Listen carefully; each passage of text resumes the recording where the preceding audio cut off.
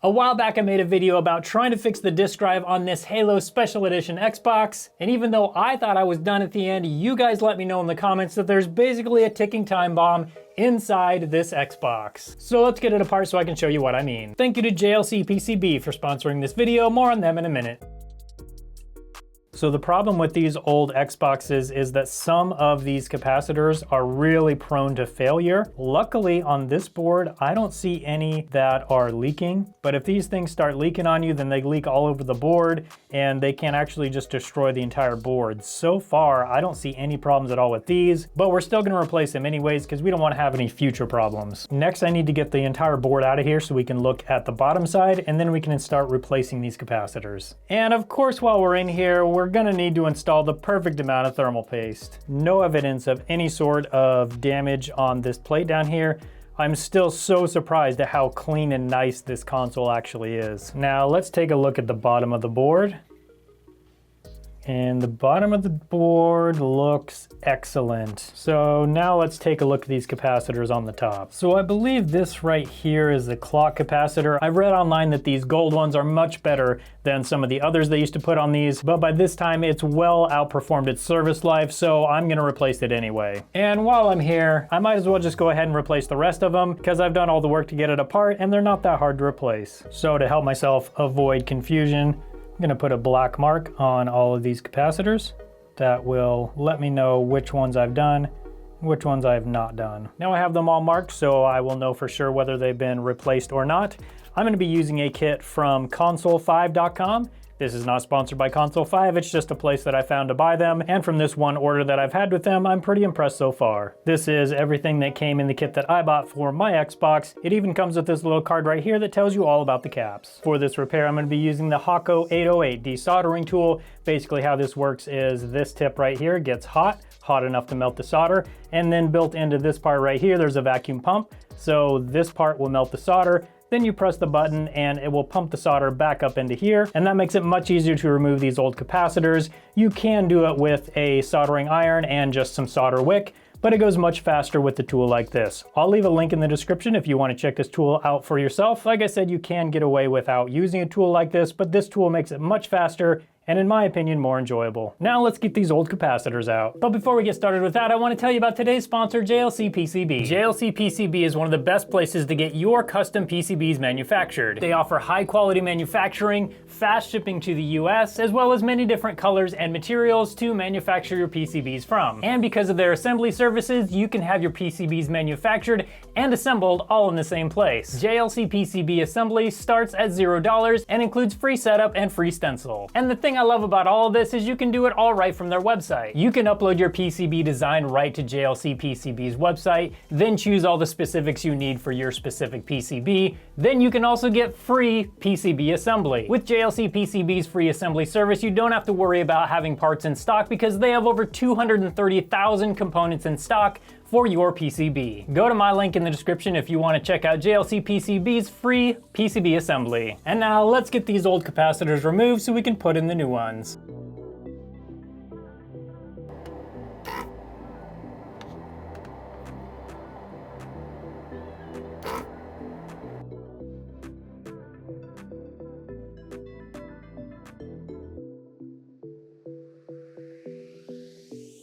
So now I've gotten almost all the solder out of each of these holes. So this one I've already kind of straightened the pins out and you can already tell that's loose. And there's our first capacitor removed. And there's our second one. Now one thing you have to pay attention to when you're doing this is you need to make sure you install them correctly. These are polarized, meaning that each leg has to go in the correct hole. Luckily, on this board, it is marked which hole goes where. It even has a plus symbol on the leg where the plus lead goes. So for these capacitors, this stripe is the negative lead and it goes towards this dark side on the board. So all we need to do is just put these through the hole like this. There we go. And I'll just grab a second one, put this one through the hole like this. And there we go. Now once they're through the holes like that, we'll go underneath and then just push each of the leads to the side like that. And then I'm just gonna leave the legs like that until we get all the capacitors replaced. So then I can just go through with my soldering iron and solder all of them at the same time. So what you'll see me do is I'll come through and put a bead of solder right here and solder right here. This will attach this lead to the circuit board trace, and then I'll come through and cut each of the legs off after I'm done soldering. But right now I'm gonna get the rest of the capacitors removed, then I'll put the new ones in, then we'll get the soldering done.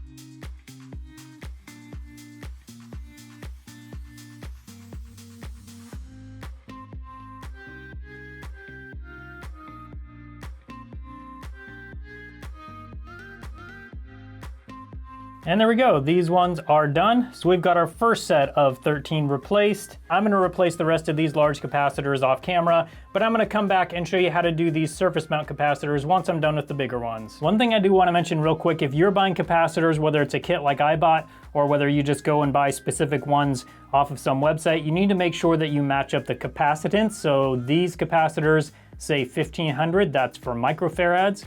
And these are 6.3 volts. So if you're replacing a capacitor, you need to make sure the voltage is at least the same, but if it's a little bit more, it's probably gonna be better and it certainly won't hurt anything.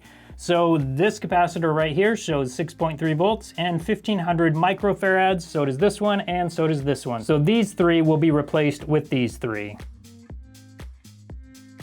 Now that all the larger electrolytic capacitors have been replaced, it's time to get to these smaller surface mount electrolytic capacitors. I'm gonna be using a hot air soldering station to heat them up until the solder melts on each leg. Then I'll remove it and install the new capacitor, then just let the solder solidify and it'll be done.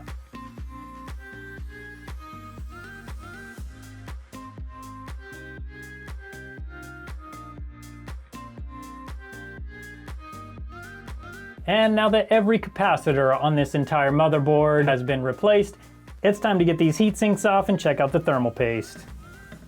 And here is one heat sink. That thermal paste actually doesn't look too bad. I mean, definitely not the perfect amount, but it looks pretty good still.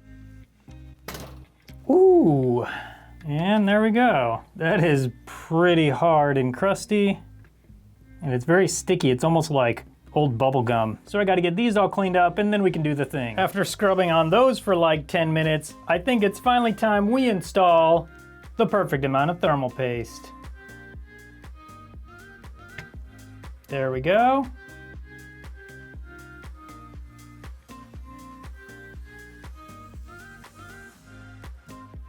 And there we go. Now we can finally get this board back in this Xbox, and then we can test it to see if it still works after we replaced all of those capacitors. Good so far. Got a nice picture. All right, this is good. Let's see what it comes up with on the screen. Okay, and now with the time and date set, let's turn it off, unplug it, let it sit for a minute, and turn it back on and see if it'll save that time and date for us. And there we go, the time and date settings don't come up when we start it up. That means that the time and date have been completely saved in the Xbox. It also means this Xbox is fixed. Be sure to go to JLC PCB by following my link in the description. Thank you so much for watching today, and I hope you have a good one.